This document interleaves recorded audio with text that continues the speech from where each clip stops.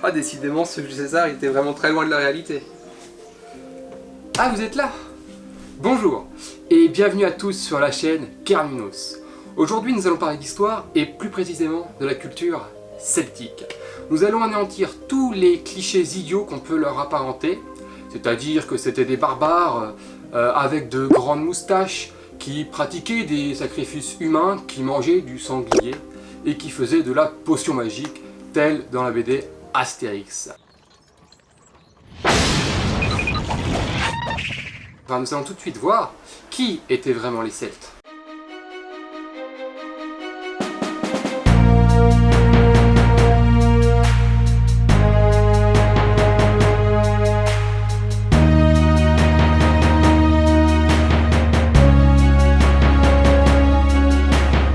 Dans cette vidéo, nous allons voir qui étaient vraiment les Celtes, mais cette vidéo ne sera qu'une globalisation. Nous allons prochainement faire plusieurs petites vidéos expliquant chaque classe, qui étaient les dieux, en quoi croyaient les Celtes, etc., etc., etc. Tout d'abord, doit-on dire Celtes ou Gaulois? Ce qu'il faut savoir, c'est que les peuples celtes font partie des peuples indo-européens qui ont migré vers l'Occident. Avant de vous expliquer tout ça, je vais me servir de cette potion magique, car il y a énormément de choses à dire et on en a besoin. Skål! Les peuples celtes sont un peuple indo-européen qui ont migré vers l'Occident. Ils ont occupé la Gaule, ils ont occupé la Grande-Bretagne, le nord de l'Afrique, l'Espagne et plein d'autres encore. Donc c'était assez grand. Les peuples celtes sont un peuple indo-européen qui ont migré vers l'Occident, c'est-à-dire vers l'Europe. Les Celtes, c'était les Gaulois qui se donnaient ce nom, enfin quelques peuples gaulois, pour définir leur culture indo-européenne commune dans l'Europe. Donc on parlera des Celtas, donc des Celtes. Après, pour la conquête de la Gaule, Jules César a rassemblé justement tous les Celtes de la Gaule, ce qu'il appellera plus tard de la Gaule, enfin des Gaules, la carte des Gaules, séparés en trois parties, les Belges, les Aquitains et les Cisalpins. Parlons maintenant du calendrier celtique. Il faut savoir que les Celtes avaient un calendrier qui était à la fois solaire et lunaire. Pour les fêtes solaires, il s'agit des équinoxes, des solstices, et pour les fêtes lunaires, il s'agit des pleines lunes, des croissants, etc., etc., etc. Bref. Alors, les fêtes solaires sont appelées les sabbats, et les fêtes lunaires sont appelées les esbats. Et là, je sais qu'il y en a certains d'entre vous qui vont dire « Les sabbats, mais c'est un truc de sorcière !» Eh bien, en fait, oui et non. En fait, il s'agit d'anciennes fêtes païennes qui ont été par la suite diabolisées par l'Église et considérées comme le diable, la sorcellerie, etc. Alors que de base, c'était des fêtes païennes, comme les fêtes chrétiennes qu'on célèbre aujourd'hui, Noël, Pâques, etc., qui sont une christianisation justement des fêtes païennes. Donc, première fête, nous avons le sabbat de Yule. On pourrait l'associer aujourd'hui à Noël, même si c'est le 21 décembre. Il s'agit du solstice d'hiver. La nuit domine le jour. Nous avions ensuite Imbolc, le 1er février. La fête où les jours vont rallonger et le printemps va pas tarder à arriver. Ensuite, nous avons Ostara, le 21 mars, l'équinoxe de printemps.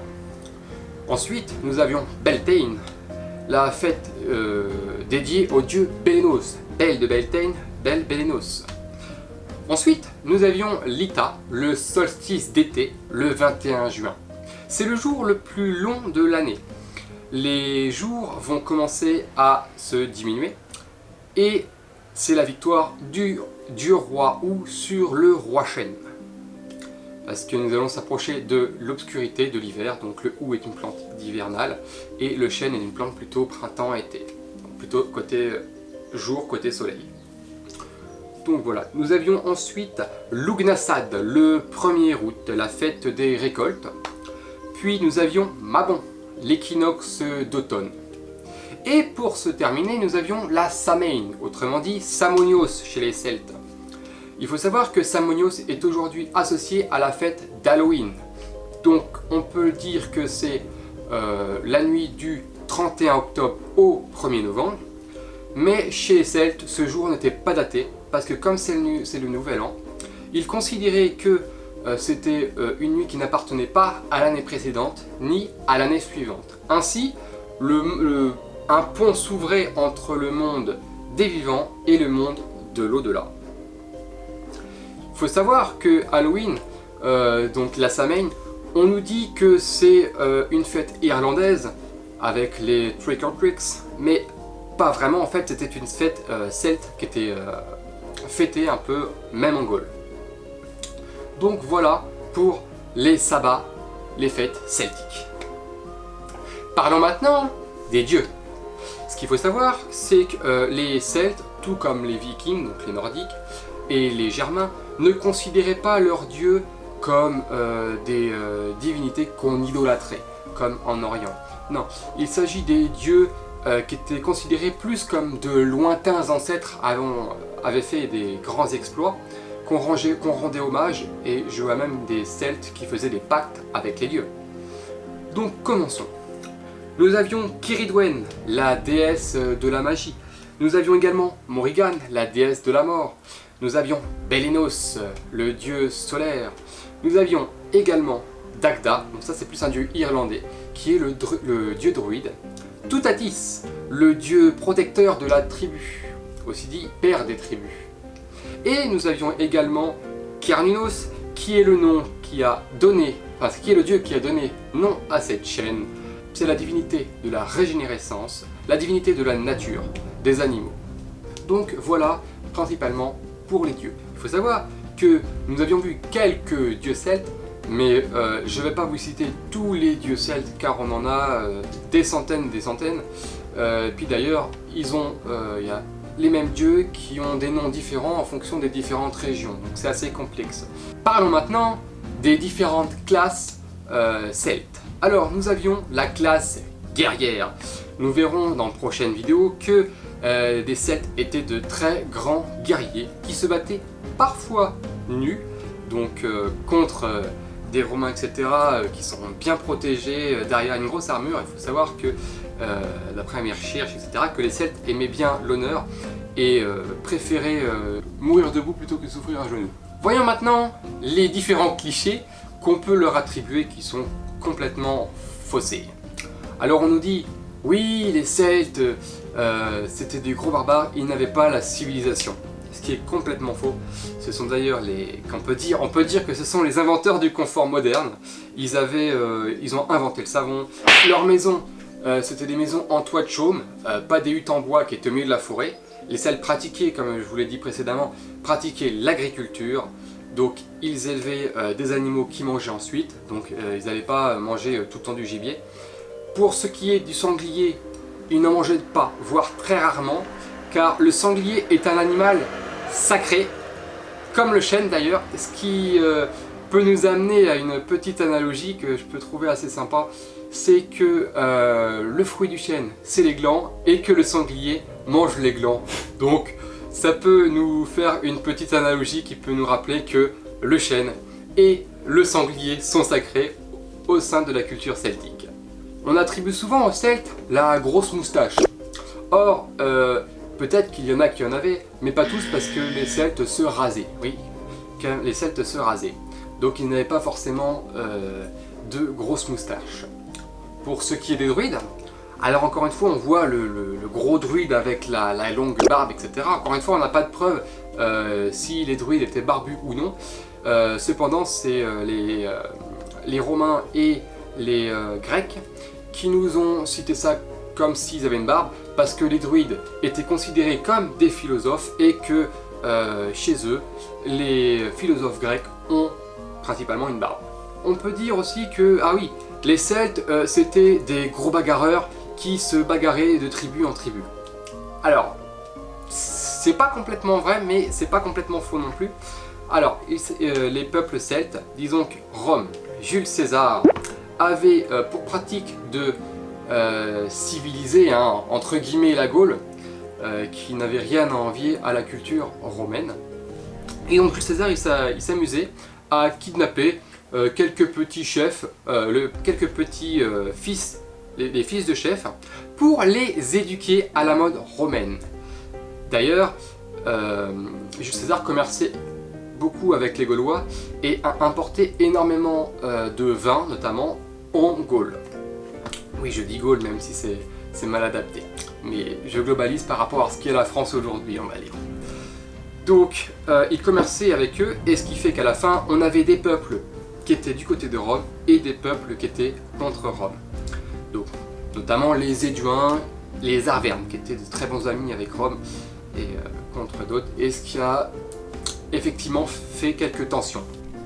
Dans les clichés, nous disons aussi que, notamment dans la bande dessinée Astérix, que le chef était soulevé sur un bouclier, alors que non, complètement, c'est complètement faux. C'est les Germains qui faisaient ça, et plus précisément un peuple germain qui s'appelle les Francs. Donc oui, c'était les Francs qui faisaient ça, et non les Celtes, donc encore un cliché anéanti. On peut dire aussi comme cliché que les Celtes étaient des gros alcooliques. Alors, non, pas vraiment. Il est vrai que les Celtes ont, surtout à la fin de l'ère celtique, ont commencé à commercer avec Rome, etc.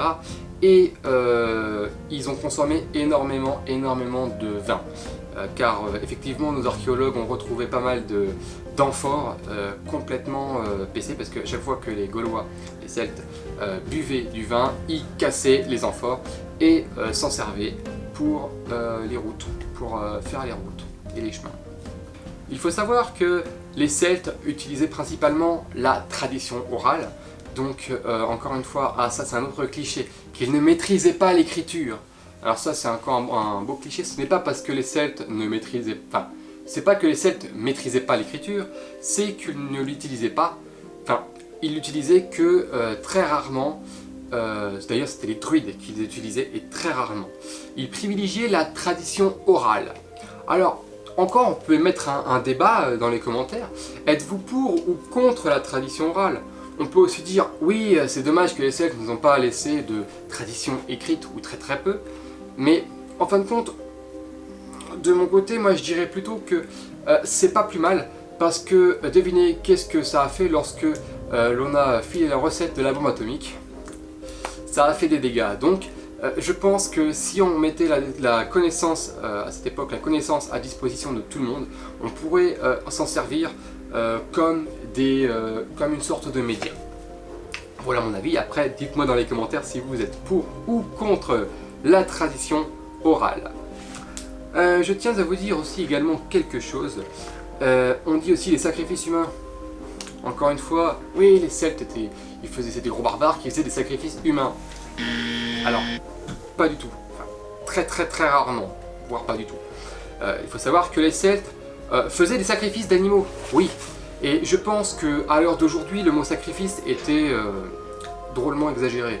On dit, ouais, sacrifice, c'est sanglant, ah là là, c'est mal, alors que non, pas du tout. Je pense que déjà pour les sacrifices d'animaux, c'était un respect envers l'animal, parce qu'à cette époque on avait un énorme respect envers l'environnement, envers la nature, les animaux, les arbres, les végétaux, voilà. Et donc je pense que faire ce sacrifice d'animal, c'était pour le manger. Et c'était tellement pour pardonner à l'animal qu'on avait tué. Donc après c'est que mon opinion, hein. Mais je pense que c'était surtout dire merci aux dieux, et puis c'était surtout pour demander pardon à l'animal de l'avoir tué, et c'était pour le manger. C'est-à-dire qu'il y en avait une partie pour les dieux, et l'autre partie de l'animal servait lors des banquets. Car oui, les Celtes aimaient faire de grands banquets.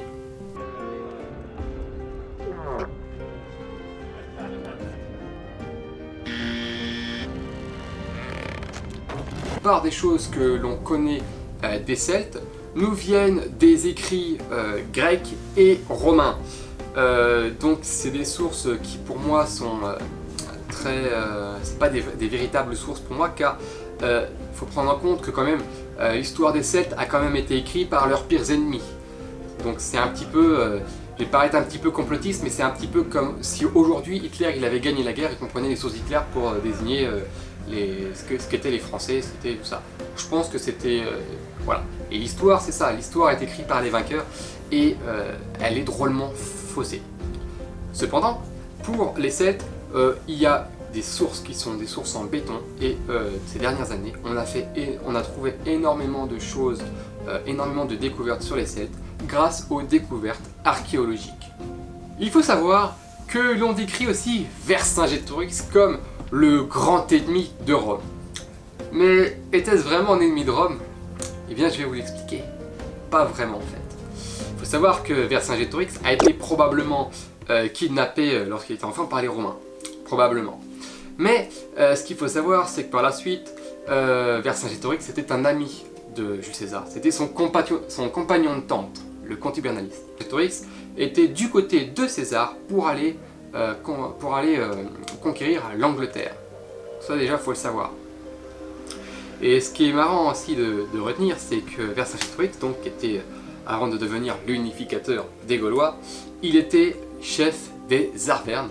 Mais comme les Arvernes étaient alliés de Rome, au moment où Vercingétorix a voulu se révolter contre Jules César, eh bien les Arvernes l'ont chassé de leur peuple.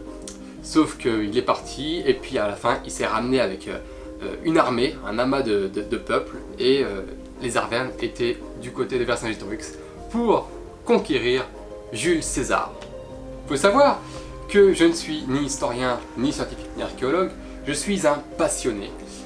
Et c'est pour ça que j'ai le plaisir de vous partager mes connaissances, mais aussi vous pouvez, si vous avez d'autres sources différentes aux miennes, nous les dire dans les commentaires ou dans notre page Facebook pour compléter un petit peu cet épisode. Je vous dis au revoir et à bientôt pour de prochaines vidéos.